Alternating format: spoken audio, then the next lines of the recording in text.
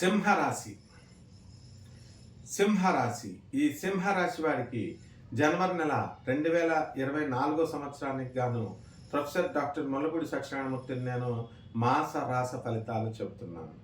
ముందుగా ఈ సింహ రాశి వారికి సప్తమ స్థితిగతుడైనటువంటి శని ప్రభావం వలన భార్యాభర్తల మధ్య వివాదాలు రావడానికి అవకాశాలు ఉంటాయి.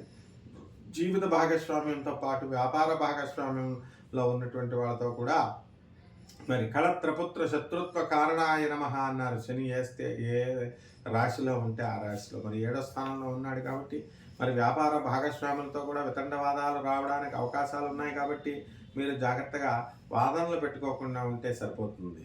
ఇకపోతే అష్టమ స్థితిగతుడైనటువంటి రాహు ప్రభావం వలన రాహు మీకు మనశ్శాంతి అనేటటువంటిది లేకుండా చేస్తాడు. మరి ఇతర అనవసరమైనటువంటి విషయాల గురించి కూడా మీరు ఆలోచించడం ద్వారా అనవసరమైనటువంటి టెన్షన్స్ మీరు ఈ సింహరాశి వారు తెచ్చుకోవడానికి అవకాశాలు ఉంటాయి.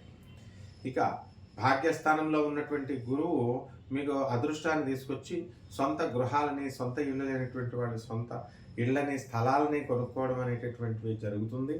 ఇంతవరకు కోర్టు సమస్యల్లో ఉన్నటువంటి వాళ్ళు ఎవరైతే ఉన్నారో మరి అటువంటి వాళ్ళు మనకి 3వ ఇంట ఉన్నటువంటి బుధుడు డైరెక్ట్ అయ్యి ఉన్నాడు. మరి ఆయన కుజుడితో కలిసి 4వ ఇంట్లో డైరెక్ట్ అయ్యి ఉన్నాడు. కాబట్టి ధనుస్సు రాశిలో మీకు చక్కగా ఈ యొక్క కోర్టు సమస్యల్లో మీకు అనుకూలమైనటువంటి తీర్పులు రావడానికి అవకాశాలు ఉన్నాయి. కాబట్టి ఈ యొక్క రిజర్వ్ చేయబడినటువంటి జడ్జిమెంట్స్ ఏవైతే ఉన్నాయో అవి మీకు అనుకూలంగా ఉండి ఉంటాయి. కాబట్టి ఈ విధంగా మనకి ఏ విధంగా చూసినా సరే ఈ సింహరాశి వాళ్ళకి కోర్టులో గెలవడానికి అవకాశాలు ఎక్కువగా కనబడుతున్నాయి. కాబట్టి బాధపడాల్సినటువంటి అవసరం లేదు. ఇక ఎకనామిక్ ఫ్రంట్ దగ్గరికి వచ్చేసరికి వృత్తి, వ్యాపార, ఉద్యోగ వర్గాలలో మీకు జీతాలు పెరుగుతాయి, యాజమాన్యాలు గుర్తిస్తాయి, అడ్మినిస్ట్రేషన్ గుర్తిస్తుంది, మిమ్మల్ని ఇంక్రిమెంట్లు, బోనస్లు వస్తాయి, టీఏలు, డిఏలు, అరియర్స్లు ఇవన్నీ కూడా మీకు రావడం జరుగుతుంది.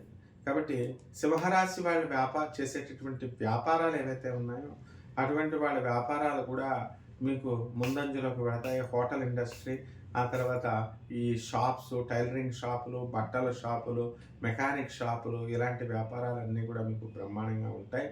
అయితే ఈ యొక్క శని సప్తమ స్థితిగతుడై స్వక్షేత్రగతుడై ఉండడం వలన మరి ఇనుము సంబంధించినటువంటి వ్యాపారాలను కొత్తగా స్టార్ట్ చేసేటటువంటి వాళ్ళు ఆపేయాల్సినటువంటి పరిస్థితులను కొంతకాలం వాయిదా వేసుకోండి. ఇక పాత వాళ్ళు పెట్టినటువంటి వాళ్ళు అది ముందుకు తీసుకెళ్ళాలి. కాబట్టి కాస్త జాగ్రత్త పడి మనం ముందంజు వెళుతూ ఉంటే సరిపోతుంది అన్నమాట. ఈ విధంగా ఈ యొక్క రైతుల పరిస్థితి బాగుండదు ఈ సింహరాశి వాళ్ళకి.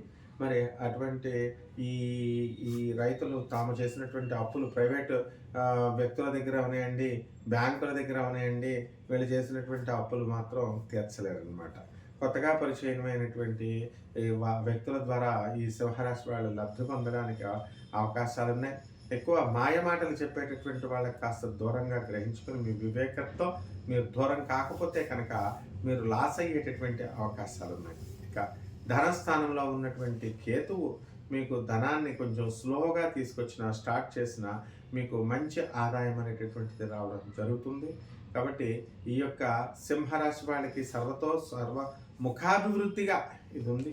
ట్రాన్స్ఫర్లు అన్నీ కూడా మీరు కోరుకున్న చోట్లకు వస్తాయి. స్త్రీలకు మనశ్శాంతి వస్తుంది. ఇక అన్ని విధాలుగా బాగుంది. మరి రెమెడీస్ దగ్గరికి వచ్చేసరికి మరి మీరు రాహు జపం చేయండి, రాహు స్తోత్రాలు చేయండి. రాహు కిలోంపావు మినుముల్ని ఆవుపేడ రంగు ఉన్నటువంటి వస్త్రాన్ని పేద బ్రాహ్మణులకి దానం చేయడం ద్వారా శనివారం నాడు ఉదయం 8 గంటలకి మీకు దోషాలు పోతాయి. అలాగే నిమ్మకాయ డప్పల్లో ఉన్నటువంటి దీన్ని తీసుకొచ్చి వత్తులు ఆవు నెయ్యితో లేదా నువ్వుల నూనెతో మీకు ఉదయం 8 గంటలకి నిమ్మకాయ డప్పలు పెట్టి కనకదుర్గమ్మ తల్లి దగ్గర పెట్టండి. అంటే గుళ్ళల్లోకి వెళ్ళి పెట్టాల్సినటువంటి అవసరం లేదు, ఇంట్లోనే పెట్టచ్చు.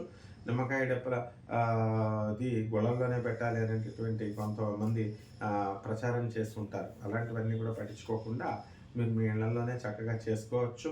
కాబట్టి ఈ విధంగా కనకదుర్గమ్మ తల్లికి మీరు పాదపద్మాలుగా అమ్మవారికి చక్కగా మీరు పూజ చేసుకోండి, కుంకుమార్చన చేసుకోండి. విజయవాడ వెళ్ళి బెజవాడ కనకదుర్గమ్మ తల్లి దర్శనం చేసుకోండి. ఇంద్రకీలాద్రి పర్వతం చుట్టూ గిరి ప్రదక్షిణ మగవాళ్ళందరూ కూడా కంపల్సరీ చెయ్యండి. ఈ విధంగా చేస్తే కనుక మీకు ఈ యొక్క జనవరి నెల 2024 సంవత్సరం అంతా కూడా దివ్యంగా భవ్యంగా ఉంటుంది. శుభమస్తు.